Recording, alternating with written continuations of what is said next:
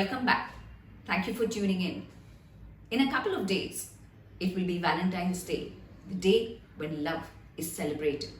Many of us will be swooning in the air, thinking of our love, our lovers, creating all kinds of magical fantasy. We will be building castles in the air, imagining ourselves happily ever after.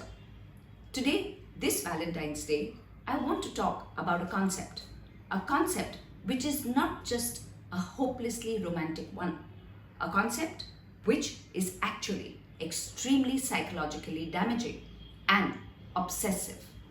You would have heard the song by Robert Palmer, Addicted to Love.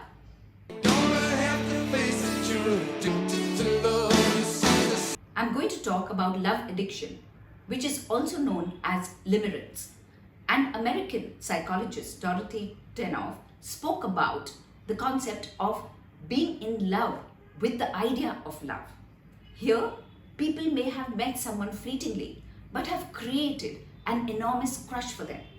They think about them, they sometimes manage their days hoping that they may bump into them. They obsessively believe, erroneously, that the love may be also being reciprocated. They wait by the phone to hear it ring from their so-called lover. They wait to see that the lover is giving them the glances that they would so like to receive. Sometimes this limerence object may not necessarily be one of someone you know. It could also be someone you admire from a distance.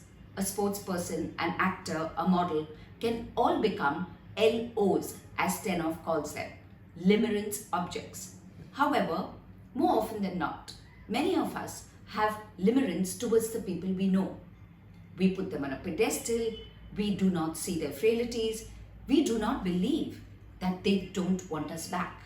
We create a delusional fantasy of romance, of hope, of settling, not taking into account no reciprocation from them. This limerence object becomes an obsessive psychological need for us to keep ourselves in this phase of love and loving. If you find yourself being in limerence, do these 4 things to help you overcome it. Number 1, completely and fully accept that you are in the psychological phase of limerence. That means you're seeing things which possibly do not exist. 2, try and eliminate any connection, if possible, with the person you are fully and obsessively in love with. If possible, block him or her from social media. 3, try and focus your energies on people who actually reciprocate love back. And 4, and a little difficult one, this is, go up to the limerence object and actually tell them that you are in love with them. And you may be surprised that when they reject you, the unpalatable truth will need to be digested and you will be out of the psychological obsession of having them as your lovers. This Valentine's Day, let's be sensible lovers, because I do believe in the adage, it is better to have loved and lost than never to have loved at all. But let that loving be a healthy, sensible, reciprocal one. Till next week, it's goodbye and thank you from the Varkha Chulani channel. Please feel free to write to me at varkha@varkhachulani.com. I would be happy to answer any questions that you have.